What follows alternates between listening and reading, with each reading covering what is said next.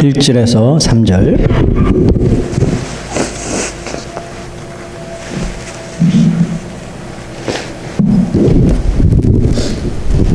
네, 같이 봉독하겠습니다. 예수 그리스도의 계시라. 이는 하나님이 그에게 주사 반드시 속히 일어날 일들을 그 종들에게 보이시려고 그의 천사들 그 종 요한에게 보내어 알게 하신 것이라.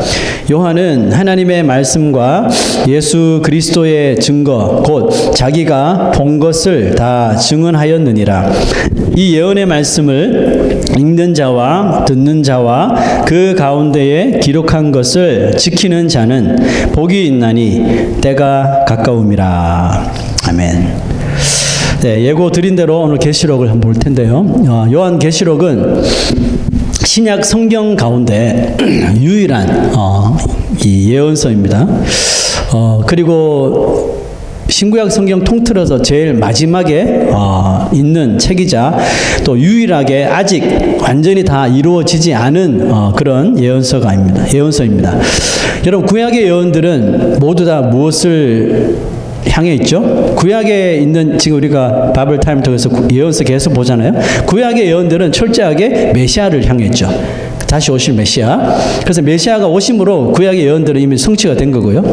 요한의 계시록이 아직 이루어지지 않은 것은 예수 그리스도가 이 땅에 다시 오셔야 되는데 아직 예수 그리스도가 오시지 않았기 때문에 이루어지지 않은 걸로 아직 보고요. 예수 그리스도께서 다시 이 땅에 오시는, 재림하시는 그날이 무슨 날입니까? 바로 여러분과 저 온 이 세상 인류의 마지막 때가 되는 것입니다. 제가 어린 시절에 성경을 읽을 때도 이상하게 이 유독 읽기가 무섭고 꺼려했던 성경이 계시록이었어요.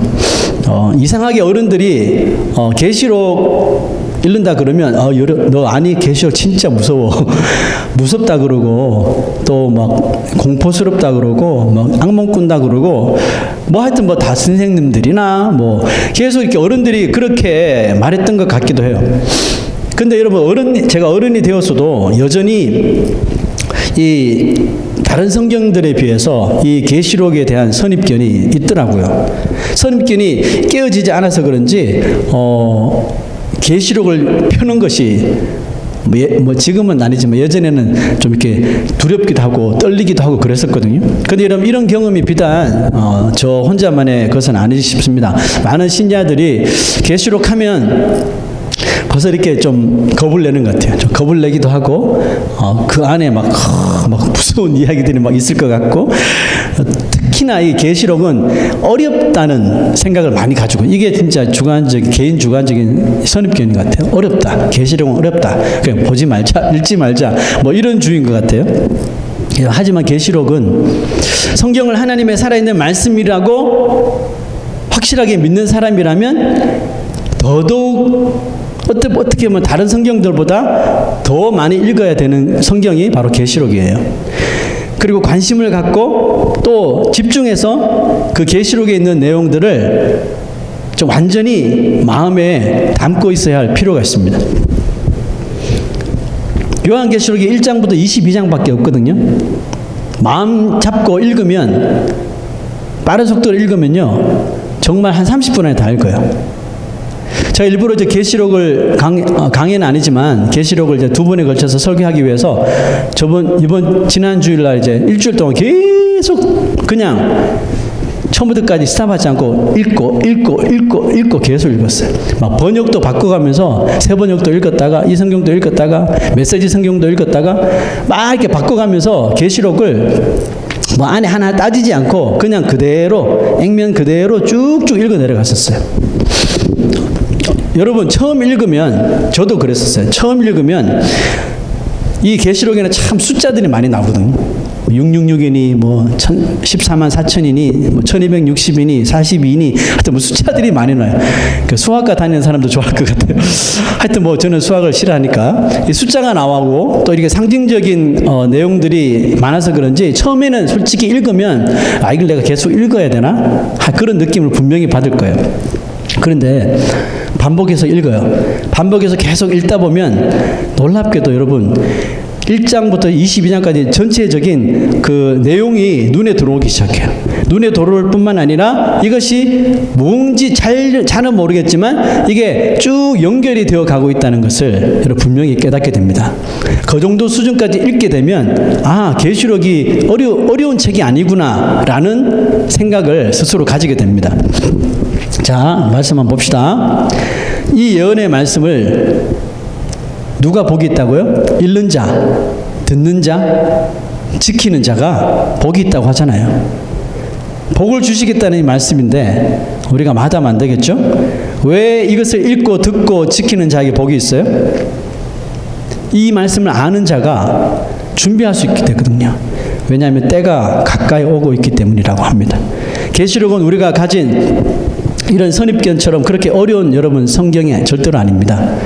반드시 알고 있어야 할 너무나도 중요하고 또 반드시 일어날 일에 대한 예언이기 때문에 충분히 우리가 읽을 수만 있다면 곧 올 이 마지막 날에 대한 큰 소망이 생김과 동시에 그 날을 위해서 하루하루를 오늘을 정신을 차리고 살아야 될 것을 스스로 깨닫게 해주는 것입니다. 요한의 계시록은 믿는 신자에게 자칫 정말 unclear 할 수 있는 천국과 또 지옥에 대한 그 믿음을 확고하게 만들어줍니다. 그리스도인들의 소망이 뭐예요, 여러분? 여러분과 저의 소망은 뭡니까? 그리스도인들의 소망은 이 세상에서 세상 사람들이 말하는 소위 복받고 호의호식하면서 사는 것입니까? 그게 그리스도인들의 소망인가요? 아니죠. 여러분 부자와 나사로 이야기 아시죠? 부자와 거지 나사로. 부자와 거지 나사로의 그 이야기에서 부자가 아니라 거지 나사로처럼 뭐 그렇게 살고 싶은 사람은 없겠지만 만약에 우리가 어떻게 형편이 그렇게 돼서 이 거지 나사로처럼 살게 되더라도 우리의 소망은 무조건적으로 천국이 되어야 됩니다. 아멘. 무조건적이에요. 무조건적으로 천국이 돼야 돼요. 그런데 이 세상에서 그저 잘 되고 또 그냥 편안히 사는 것이 만약에 우리의 소망이라면 미안합니다만 그 사람은 부자와 나사로에 나오는 부자꼴을 면치 못하게 될 거예요. 이 세상에서 잘 살고 편안하게 누렸을지는 모르겠지만 그 이후는 어떻게 됐어요? 아시죠? 폭망한 거. 네. 자, 그 다음 9절 한번 보십시다. 볼지어다 그가 구름을 타고 오시리라. 누가 오실까요? 예수 그리스도가 구름을 타고 오신다 그랬죠. 각 사람의 눈이 그를 보겠다 그랬어요. 그를 찌른 자도 보겠대요. 이 땅에 있는 모든 족속이 그로 말미암아 애곡하리니. 자, 여러분 이게 무슨 뜻입니까? 예수 그리스도가 초림했을 때 여기 지금 데코레이션이 있는데 베들레헴에 2000년 전에 베들레헴에 한 이 마구간에서 말구유에서 예수님이 오신 거 아닙니까? 하나님이 여기 온 거 아닙니까?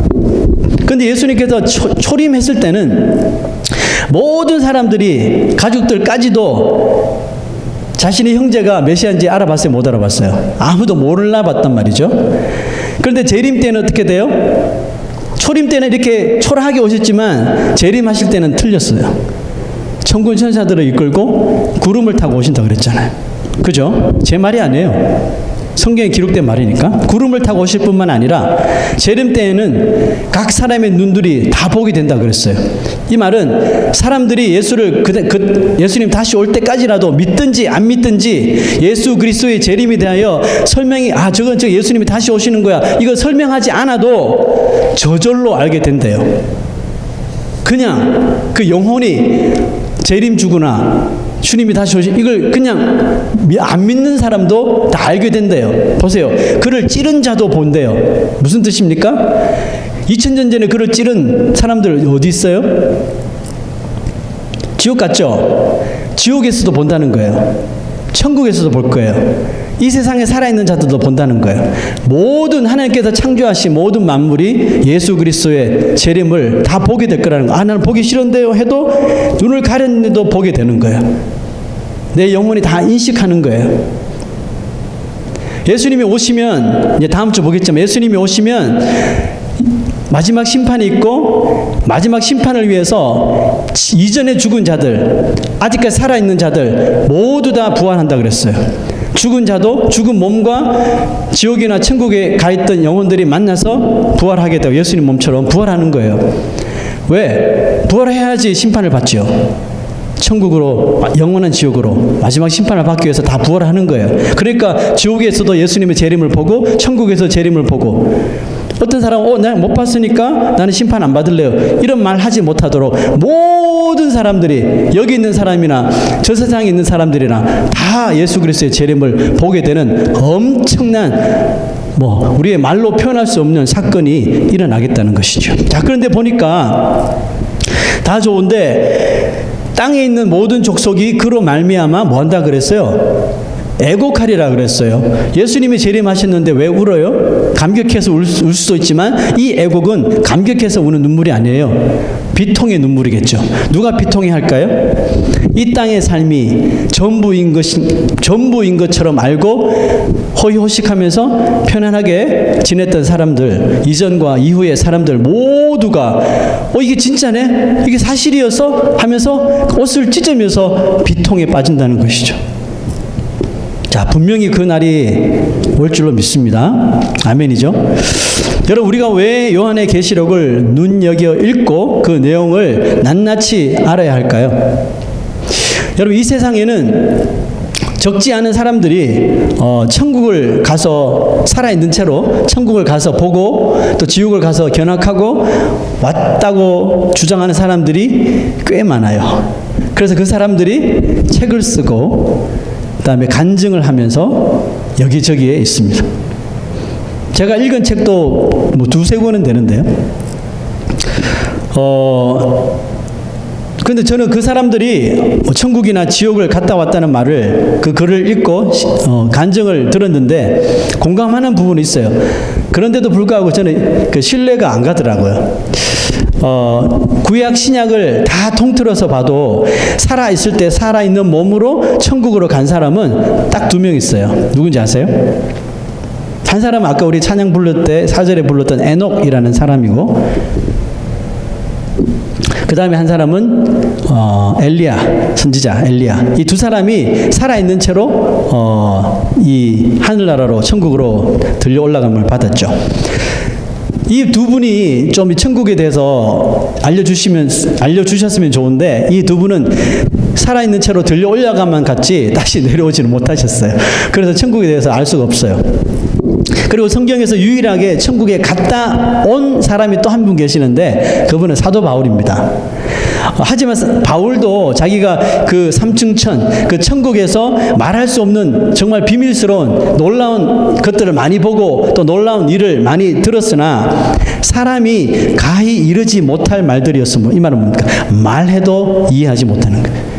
하늘의 비밀, 말해도 이해하지 못하고 혼란만 더할 뿐이기 때문에, 또 그 발설하는 것 때문에 자기 자신이 교만해질 수도 있기 때문에 이 사도 바울은 이 말들을 밝히지 않겠다고 말해버렸죠. 자, 그런데 사도 바울도 그렇게 하늘나라에 갔던 이야기들을 비밀내 이렇게 붙였는데 왜 요즘에는 천국에 갔다 온 사람들이 죄다 다 밝히는 걸까요?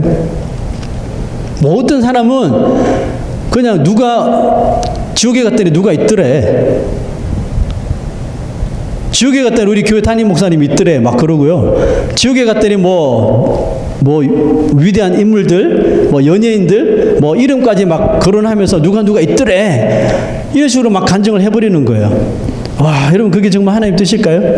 왜 하나님은 수천 년 동안 비밀리에 이렇게 해놓으셨다가 왜 요즘 들어서 사람들에게, 보통 일반 사람들에게도 막 그냥 천국 지옥 다 보여주시고 진짜 그러실까요? 하는 의문이 들게 되는 겁니다.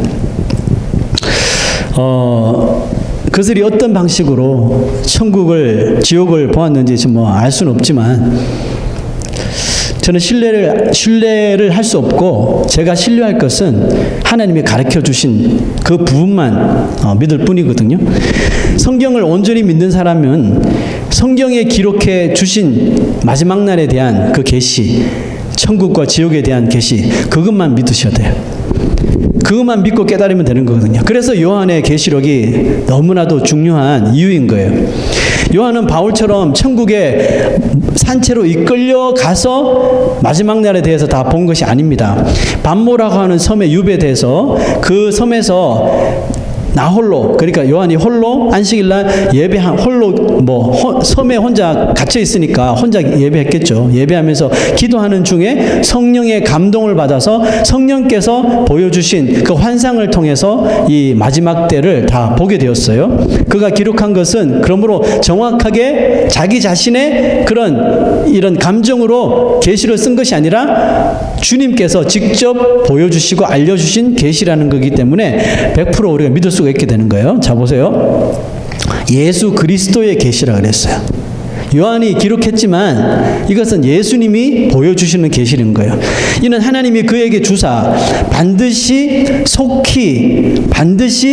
속히 일어날 일들을 그 종들에게 보이시려고, 이 종들이 누굴까요? 그 시대 그리스도인들, 또 이 시대 신약교회 우리 그리스도인들에게 보이시려고 그의 천사를 그 종 요한에게 보내어 알게 하신 것이라. 요한은 하나님의 말씀과 예수 그리스도의 증거 곧 자기가 본 것을 다 증언하였느니라. 아멘. 이 꿈꾼 거 아니에요. 성령 우리의 감동받아서 성령께서 이 환상을 보여주셔서 그 눈으로 정확하게 본 것을 기록했다는 거예요. 요한은 예수님의 허락을 받아서 어떻게 보면 정말 공식적으로 계시록을 써서 전한 것이니 더더욱 우리가 신뢰할 수 있는 하나님의 말씀인 것이죠. 계시록은 이 세상의 마지막 날 이전에 일어나야 할 일들하고 예수 그리스도의 재림 때에 일어날 일, 그리고 재림 후에 일어날 일을 아주 상세하게 기록하고 있는 유일한 예언서입니다. 그러므로 예수 그리스도의 재림 전에 일어날 일들이 지금 우리가 보기에 이미 일어난 일들인지 혹은 아직 아무 일도 일어나지 않고 있는 건지 현재 어느 정도 진행이 되어가고 있는지를 우리가 영적인 눈을 떠서 깨달아야 되는데, 이 요한계시록의 말씀을 전혀 알지 못하면 우리가 이 세상을 살아도, 세상을 봐도 이것이 지금 그때인가 전혀 알지 못하는 거예요. 그래서 우리가 요한계시록을 다른 성경보다도 더 정확하게 또 명확하게 자주 많이 읽을 수 있어야 돼요.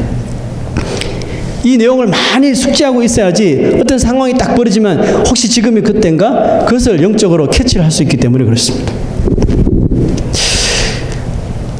이 요한계시록을 시작할 때 제일 먼저 이 예수님은 요한에게 그 당시에 있었던 7가지 교회, 7교회에게 전할 내용을 기록하라고 하셨어요.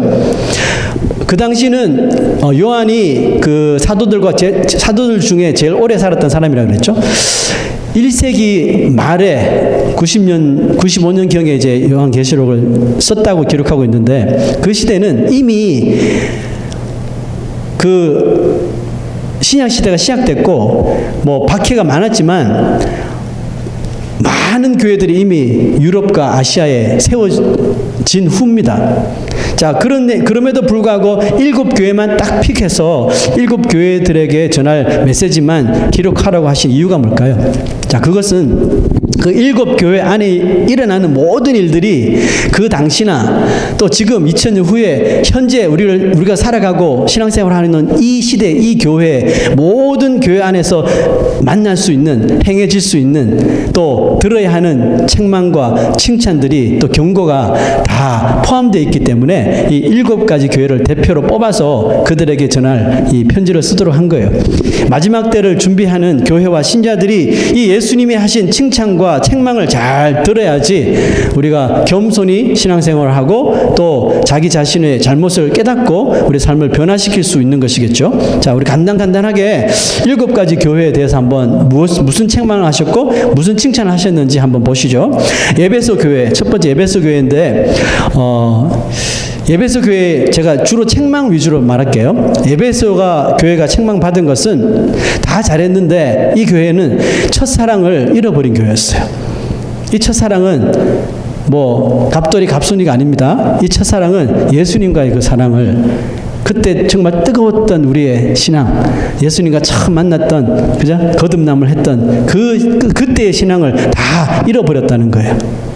자, 열심히 헌신하고 봉사하고 선교하고 했던 교회인데 첫사랑을 잃어버린 교회예요. 그러니까 그 교회가 어때요? 주님 앞에 서먹서먹했겠죠. 그래서 그 첫사랑을 다시 회개하고, 첫사랑을 잃어버린 것을 회개하고 회복하라는 책망을 하셨습니다. 두 번째, 서머나 교회. 서머나 교회는 칭찬만 받았던 교회죠. 왜 칭찬받았을까요? 이 교회는 작은 교회였어요. 작고 힘없는 교회인데 그 무서운 핍박 속에서도 그 믿음을 끝까지 지킨 거예요. 예? 막 죽어나가는데도, 고난을 당하는데도 목숨과도 바꾸지 않았던 거예요. 그래서 끝까지 믿음을 지켰다고 칭찬을 받은 교회가 서머나 교회예요. 세 번째는 버가모 교회인데요. 버가모 교회에 주신 책망은 이들이 신앙은 있는데 히포크리트한, 겉과 속이 다른 이런 외식적인 신앙을 가진 것을 책망하셨어요. 네 번째, 두아디라 교회에 또 책망을 하신 것은 이 교회는 소위 요즘 세상으로부터 좀 손가락질을 당하는 이 맘모스 처치, 대형 교회들, 대형 교회 중에서도 정말 너무나도 세속에 있는 것들을, 문화들을 교회에 접목시키면서 교회를 기업화하면서 목회자는 CEO인 것처럼 이렇게 행동하는 이런 모습을 가진 교회가 두아디라 교회였어요. 세상의 타락한 문화를 신앙으로 다 둔갑시키는 일. 만약에 이 시대에 특히 우리 교회에서 이런 일들이 우리 교회에서 자행되고 있다면 이것을 빨리 깨닫고 빨리 없애고 개혁을 시켜나가야 한다는 것이겠죠. 그 다음에 4대 교회인데 4대 교회가 가장 무섭게 책망을 받았던 교회예요.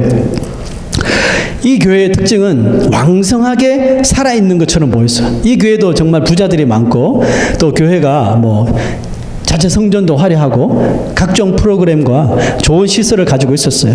그래서 왕성하게 교회가 24시간 계속 돌아가는 교회죠. 왕성하게 살아있는 것처럼 보였는데도 불구하고 예수님 보시기에 실상은 다 말라 비틀어 죽어 있다. 이런 책망을 받으셨어요.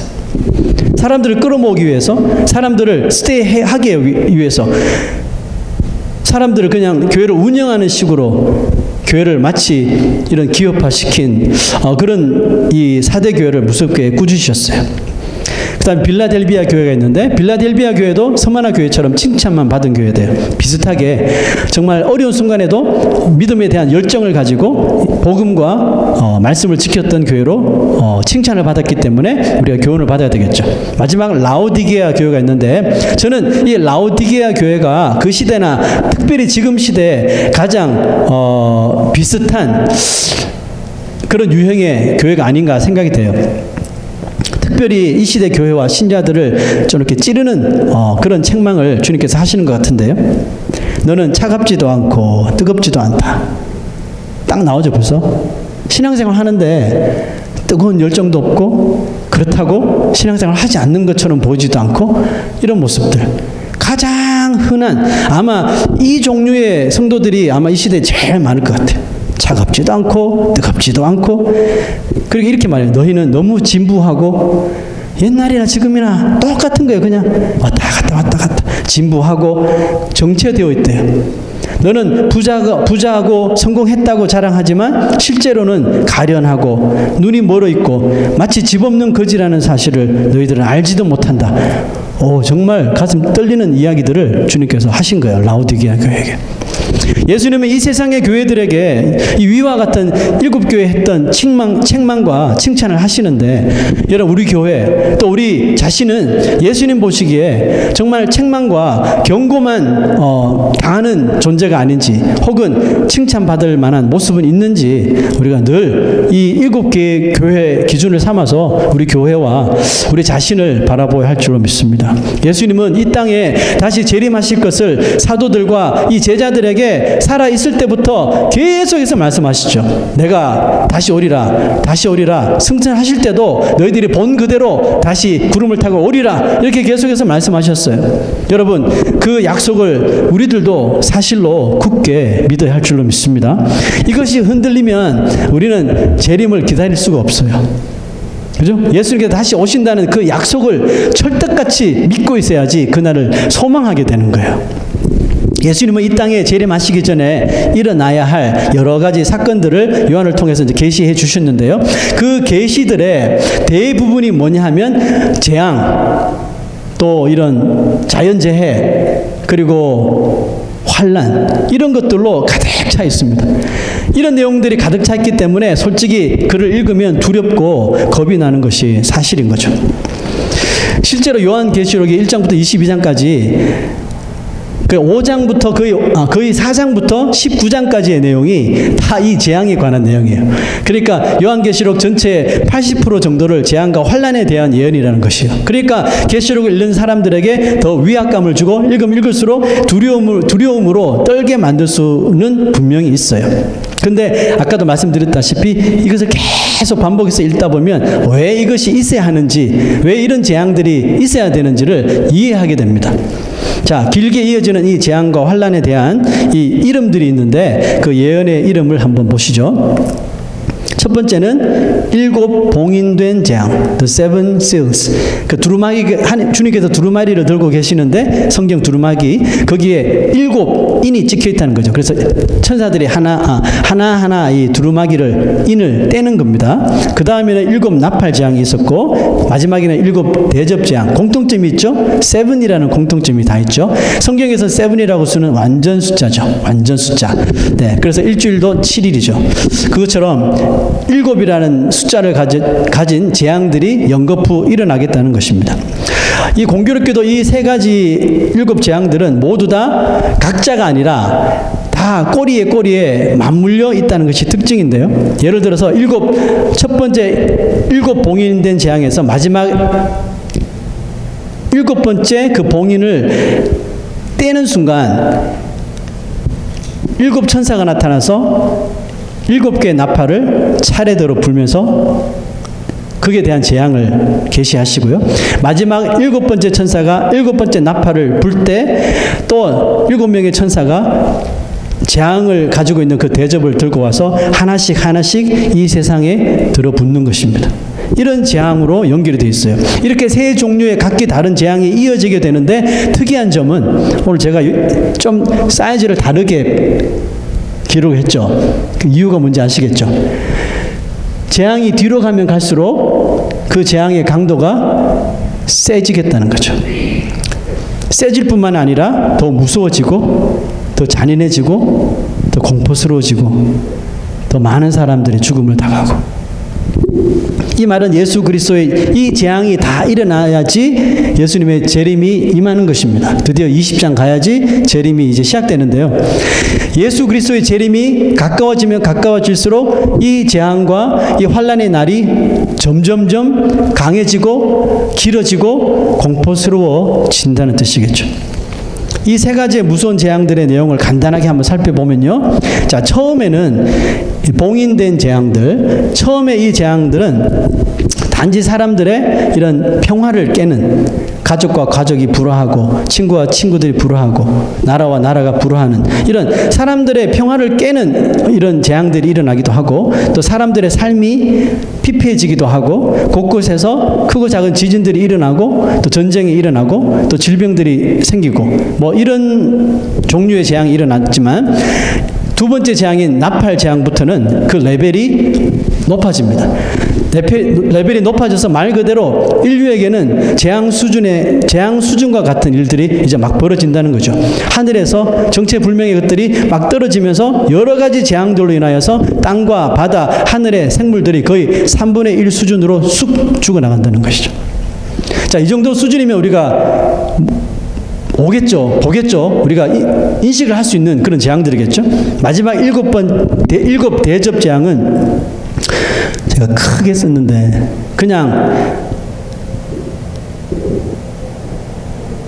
이 땅을 어떻게 보면 초토화시키는 그런 수준입니다.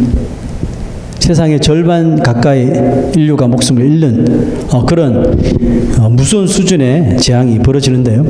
자연을 통한 재앙과 함께 무시무시한 사람을 죽이는 그런 살상 무기가 등장하고 나라와 나라 간에 무서운 전쟁이 일어나서 인류 가운데 수많은 사람들이 목숨을 잃어버리게 만든다는 거죠. 자, 여러분, 그리고 이 세 가지 재앙 사이사이에는 무엇이 삽입되어 있냐 하면 인류를 파멸로 이끌었던 장본인들이었던 사탄, 마귀, 음녀 이런 용으로 분류되는 그런 이 악한 존재들의 정체가 드러나게 됩니다. 그리고 재림이 가까울수록 점점 더 이 악한 존재들이 들끓기 시작하면서 이 지구를 완전히 쑥대밭으로 만드는데요. 왜 이렇게 최악의 발악을 할까요? 이들이 최악의 발악을 할 수 있는 시간이 얼마 남지 않았기 때문에 예수님이 재림하시면 끝나는 거예요. 그 전에 한 명이라도 더 지옥불로 데려가 가기 위해서 그렇게 최악의 발악을 하는 것이에요. 몇 번을 반복해서 이 부분을 읽으면서 제가 이런 생각을 했습니다. 그렇다면 지금 우리는 어느 단계에 와 있는 걸까? 이런 생각할 수 있겠죠? 지금 우리는 어느 정도에 와 있을까? 여러분들 어떻게 생각하십니까? 근데 어떤 재앙을 보면 이미 이 땅에서 이루어진 것 같기도 하고 또 어떤 재앙은 이제 이 재앙이 일어날 준비 단계가 이미 마친 것처럼 보여지기도 해요. 제가 정확하게 우리가 지금 어느 단계 어떤 재앙에 우리가 임박해 있다고 말씀드릴 수는 없어요. 제가 하나님이 아닌 이상 말씀드릴 수는 없어요. 분명한 사실 한 가지는 있어요. 적어도 지금 계시록에 등장하는 이 재앙들이 지금 이 시대에 현재 일어나도 전혀 놀라운 사건이 될 것 같지가 않다는 점이에요. 그 무슨 뜻이에요? 지금 그만큼 이 세상이 하나님의 무서운 재앙을 받기에 충분한 죄악으로 가득 차고 있다는 거예요. 그거는 공감하시죠? 무서운 재앙이 일어나는데도 불구하고 문제는 뭐냐면 사람들이 여전히 자신의 욕심을 채우기 바쁘고 무서운 요즘 같으면 이 코로나 바이러스로 미국만 벌써 30만 명이 훨씬 넘었어요. 이 무서운 바이러스 같은 질병의 재앙이 일어났는데도 불구하고 자신들의 죄에 대해서는 아랑곳하지 않는 거예요. 여전히 우리가 하나님이 진노하시고 하나님의 징계다 이런 말을 하면 너희 하나님이 왜 그렇게 하시는데 이런 식으로 따지듯이 하나님을 여전히 불신하는 거예요. 무서운 질병, 지진, 전쟁, 또 말로 표현하기조차 힘든 대재앙을 겪게 되겠지만 살아남은 자들은 회개를 해야 되는데 계속 전처럼 멋대로 살아가는 거죠. 삶의 길을 전혀 바꿀 생각이 없습니다. 그러면 그럴수록 더욱더 세상의 물질에 집착하고 또 세상의 문화라고 하는 컬처라고 하는 것들을 핑계 삼아 사람들은 열심히 하나님은 버리고 우상들에게 예배하고 귀신들에게 예배하는 그런 일들로 가득하며 그런 삶을 절대로 멈추지 않을 거라는 거죠. 제 말이 아니라 이 요한계시록에 기록된 그대로 제가 말씀드리고 있는 거예요. 우리가 그런 모습을 보시면 지금 우리가 어느 정도 와 있다 이 감이 오게 되는 거겠죠. 이와 같은 일들이 이 세 가지 7개들의 재앙들과 함께 예수님의 재림 전에 연쇄적으로 일어나면서 바로 이 대환란의 예언이 성취되게 되는 겁니다. 여러분은 왜 하나님이 이런 무서운 재앙들을 계속적으로 예수님 재림 전에 이 땅에 내리신다고 생각하십니까? 하나님 너무하신 거 아닙니까? 어떻게 인류의 3분의 1을 죽이고 생물들의 3분의 1을 죽이고 절반을 그 무섭게 다 재앙을 너무하신 거 아니에요? 이렇게 따질 수도 있는데 제가 그랬죠. 성경에 나오는 또 이 세상 역사에 일어나는 모든 재앙이나 이런 사건 사고에는 우연히 일어난 것이 없다고. 그 안에는 마귀가 일을 벌였든 하나님께서 천사를 통해서 일을 했건 거기에는 분명한 하나님의 계획이 있고 하나님의 목적이 있다는 거예요. 여러분 삶 속에 한 사람 한 사람 삶 속에 일어나는 크고 작은 그런 일들에도 다 하나님의 목적이 있다는 거예요. 그것을 깨닫는 자는 그 고난의 유익으로 받을 수 있는데 그것을 깨닫지 못하는 계속해서 불평과 불만으로 그냥 점철된 삶을 살아갈 수밖에 없는 거예요. 자, 그렇다면 왜 하나님께서 이 마지막 시대에 주님의 재림을 앞두고 이 무시무시한 재앙들이 연속적으로 연쇄적으로 더욱더 강도를 높여가면서 이 인류에 일어나게 될 거예요. 이유는 두 가지입니다. 첫째는 이 재앙들을 통해서 악한 자들을 멸하시는 것이고, 두 번째는 택함받은 자들이 여전히 자기가 택함받은 사실을 모르고 하나님을 불신하고 정말 이리저리 양처럼 이리 튀고 저리 튀고 하면서 몰래 숨어 다니면서 죄를 짓고 있는 모습을 주님께서 택하신 백성이기 때문에 끝까지 쫓아가서 그 택한 자를 구원하셔야 하는 것이 하나님의 사역이시잖아요. 그래서 택함받은 자들이 속히 믿어서 구원을 얻도록 하시기 위함입니다. 이 한 번의 재앙으로 인류를 멸망시킬 수 있는 하나님이시지만 이 재앙의 이 빈도를 계속 넓혀가시는 것은 기다려 주시고 인내해 주시는 거예요. 왜냐하면 제재하는 강도가 크면 클수록 우리는 부모에게 빨리 순종하게 되잖아요. 무서워서라도 아파서라도. 우리 어린 시절 그런 추억이 있죠. 살살 맞으면 아이가 자라면 아프지도 않으니까 말 안 듣잖아요, 그죠? 근데 점점 세게 맞으면 그게 무서워서라도 금방 이제 눈물 흘리고 회개하잖아요. 그런 식으로 하나님께서 이 택하신 백성들을 찾아다니시는 거죠. 한 영혼을 천하보다 귀하게 여기시는 하나님께서 이런 양이 없도록 끝까지 한 사람까지 찾아가셔서 모조리 다 구원하시기 위해서 이 재앙을 통해서 그 영혼들을 깨닫게 해 주시는 거예요.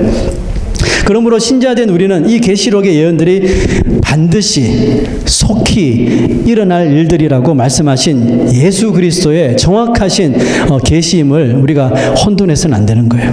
믿을 뿐만 아니라 영적인 눈을 뜨고 이 세상에서 행해지고 있는 정말 수천 가지 수만 가지 악한 모습들을 보면서 이 세상이 얼마나 죄로 가득해졌는지를 우리가 깨닫고 분별해야 되는 거예요. 이 시대가 그렇게 죄로 관영했는데 우리조차도 그것에 발을 하나 담그면서 그것에 이 죄의 쾌락의 맛을 음닉하면서 살아가서는 안 된다는 뜻입니다.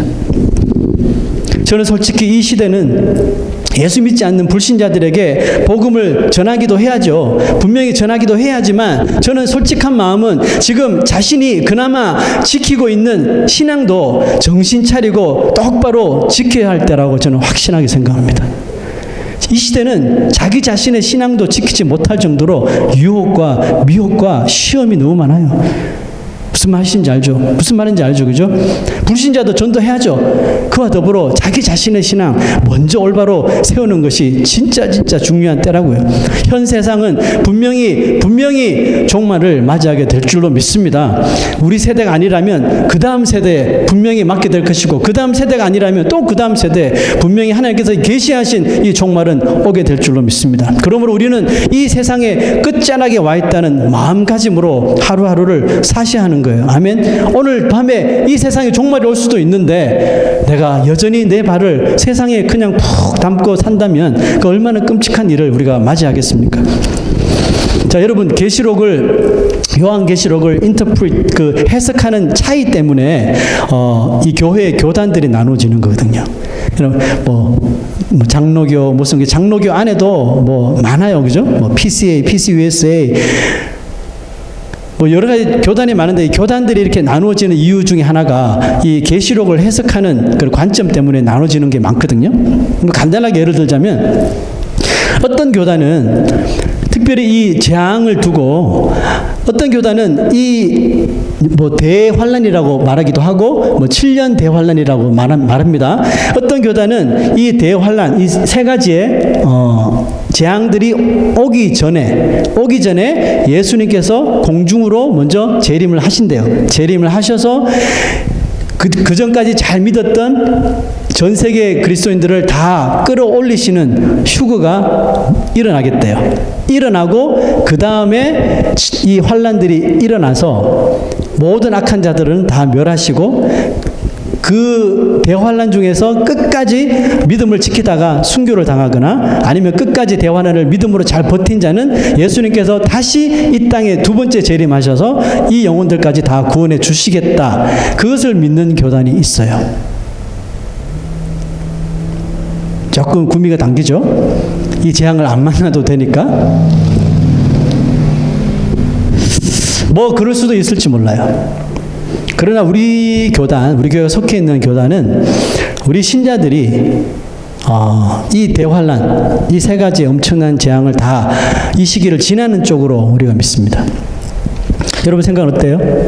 환란이 오기 전에, 이 대환란의 무서운 재앙들이 오기 전에 주님이 오셔서 공중으로 들려 올라갔으면 좋겠죠. 솔직히 그렇죠? 아니에요? 아닐 때가 없을 텐데. 그렇다면 교회를 바꾸셔야 돼요. 저기 PCUSA 그 교단이 그렇게 가르쳐요. 그러면 그 교단을 옮기시면 돼요. 그러면 그곳에서 대환란 전에 아마 휴거를 당하는 은혜를 입을 수도 있겠죠. 저는 이 문제가 참 중요한 문제라고 보거든요. 물론 계시록을 어떻게 해석하느냐에 따라 이 교단이 나누어지기도 하지만 어떤 해석이 진짜 정확하고 어떤 해석이 그때 2000년 전에 예수님께서 이 요한에게 하셨던 예수님의 뜻인지 솔직히 우리도 알 수 없고 그쪽 교단도 알 수 없어요. 언제 알게 돼요? 그날이 되어 봐야지 정확하게 알 수 있어요. 그러므로 이 계시록 때문에 우리가 대환란 전에 뭐 주님 오신다, 대환란 후에 오신다, 이거는 구원하고는 솔직히 관계가 없어요. 이미 구원받은 자들이기 때문에 언제 오시나의 그 차이지, 대환란을 지나느냐 안 지나느냐의 차이지 구원하고는 그렇게 상관이 없어요. 자, 그런데 제 말을 이제 잘 들어보십시오. 그렇다면 대환란 전에 신자들이 주님께 들려 올라갈 것이라고 믿었는데 대환란 때 그런 일이 일어나지 않으면요.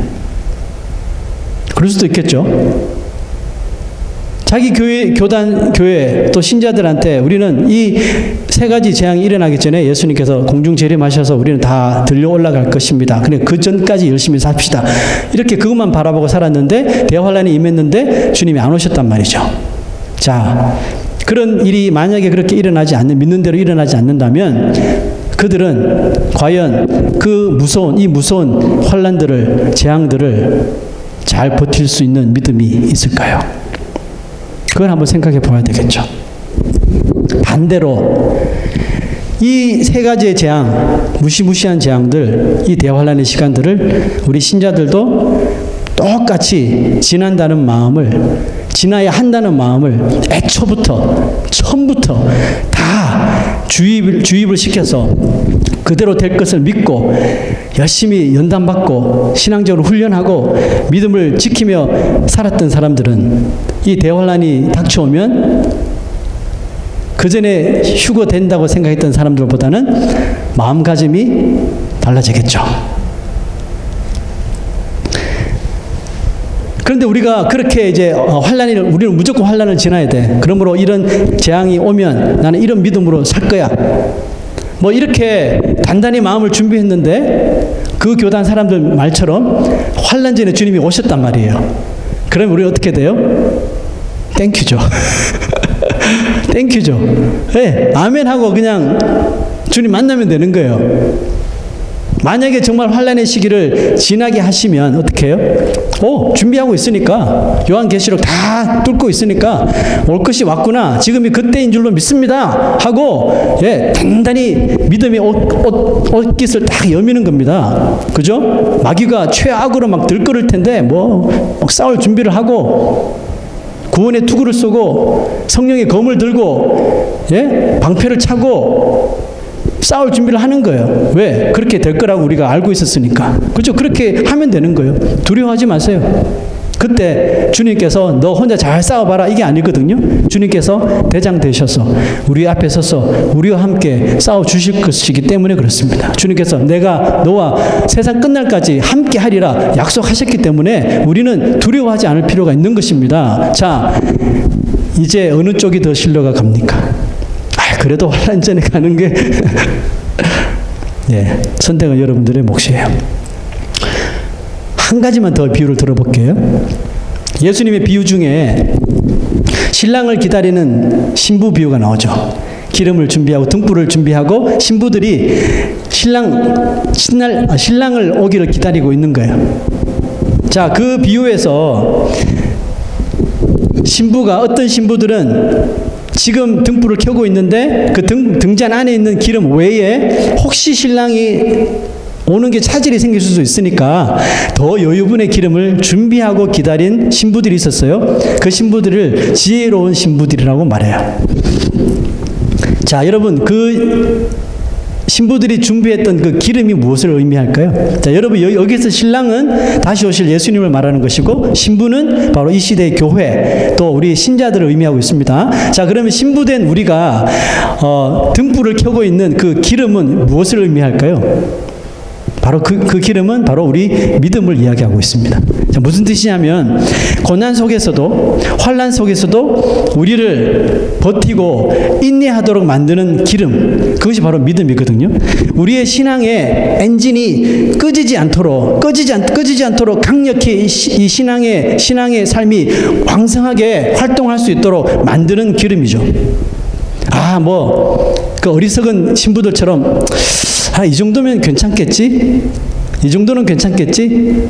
이 정도 준비해 놓으면 그 안에 신랑이 분명히 올 거야 하고 잠들어 버렸던 신부들이 있죠.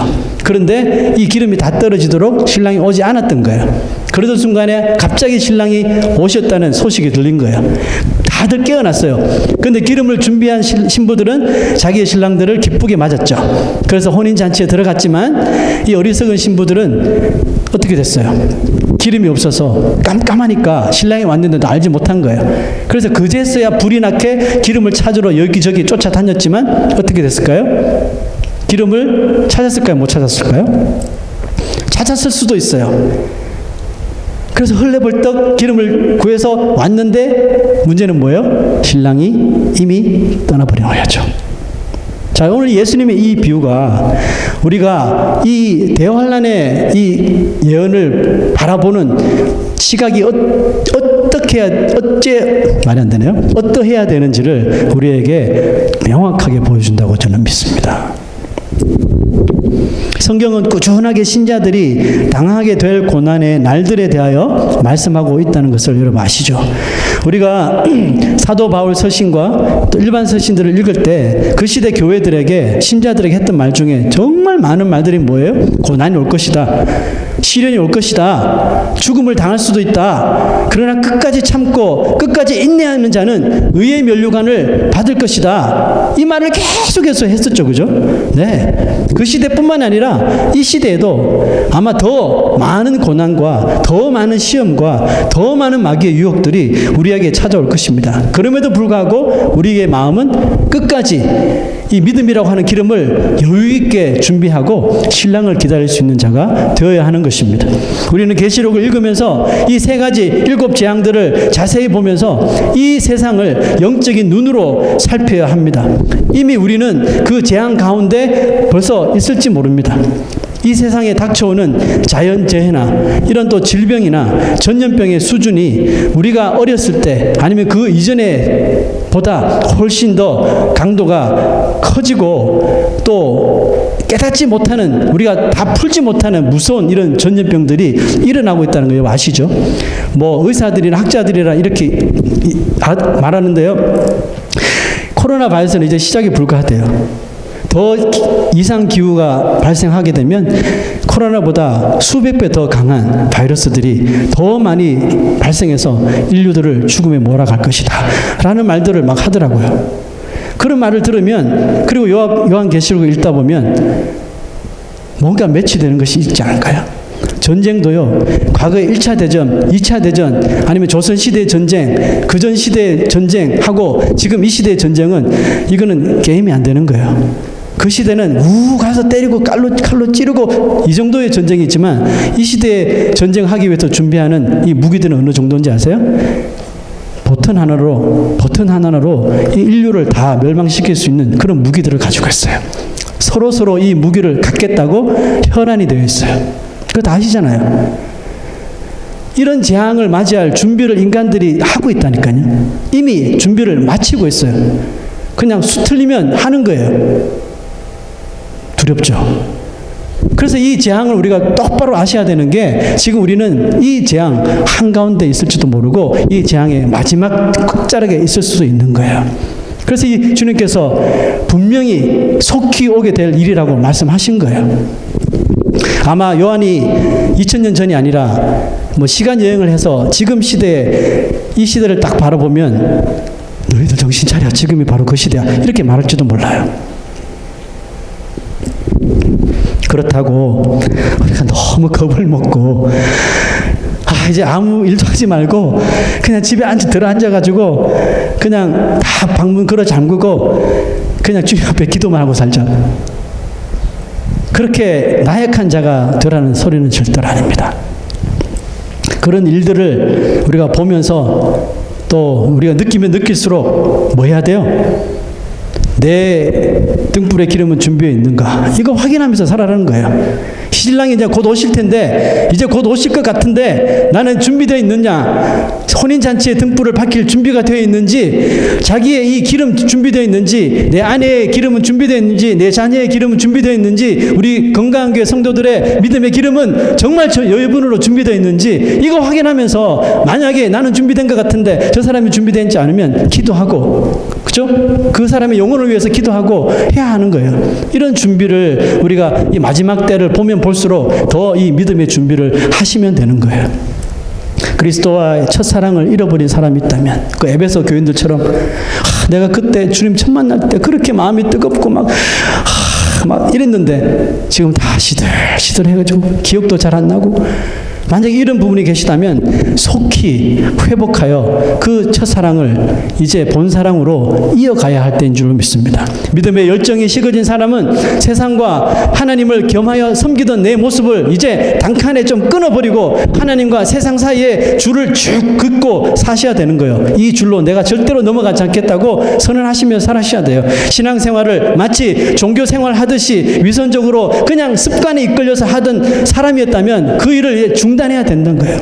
언제까지 우리가 주님 오실 날 얼마 남지 않았는데 언제까지 그렇게 썬데이 크리스찬처럼 습관적으로 예배드리고 습관적으로 마지못해서 그런 모습 버려야 돼요.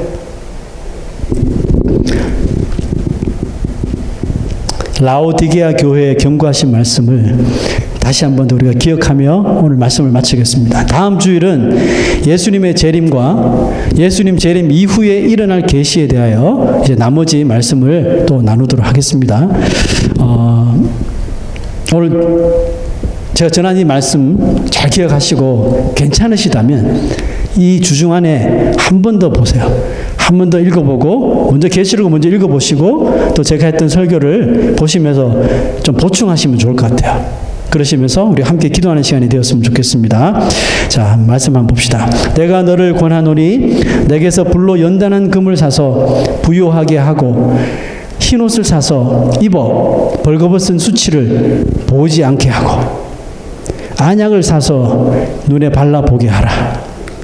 물은 내가 사랑하는 자를 책망하여 징계하노니 그러므로 네가 열심을 내라. 회개하라.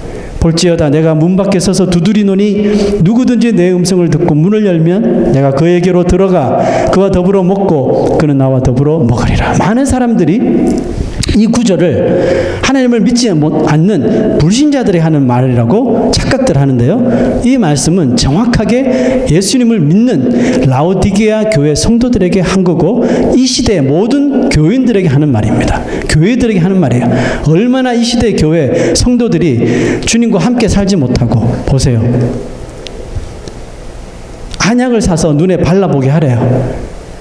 이 세상의 끝 때문에 껍질로 쌓여져 있는 이 눈을 좀 열고 보라는 것이겠죠. 정신을 차리고 보라는 것이겠죠. 책망하면서 우리를 징계하시겠대요. 왜? 회개하도록, 열심을 내도록 하시겠다는 것입니다.